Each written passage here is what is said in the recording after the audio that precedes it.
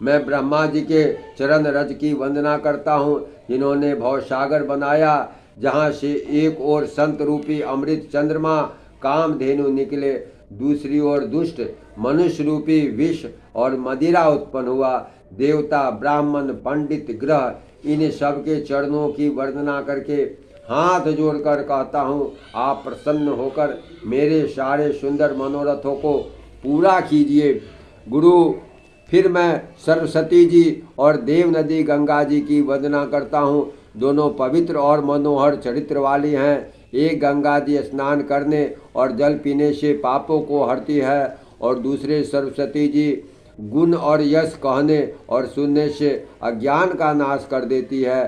श्री महेश और पार्वती जी को मैं प्रणाम करता हूँ, जो मेरे गुरु और माता पिता हैं, जो दीन बंधु और नित्य दान करने वाले, जो सीतापति श्री रामचंद्र जी के सेवक, स्वामी और सखा हैं, तथा मुझ तुलसीदास का सब प्रकार से कपट रहित हित करने वाले हैं, जिन शिव पार्वती ने कलयुग को देकर जगत के हित के लिए शाबर मंत्र समूह की रचना की, जिन मंत्रों के अक्षर बेमेल हैं, जिनका न कोई ठीक अर्थ होता है न जप ही होता है, यद्यपि शिव जी के प्रताप से जिनका प्रभाव प्रत्यक्ष है, वे उमापति शिव जी मुझ पर प्रसन्न होकर इस कथा को आनंद और मंगल की मूल बनाएंगे।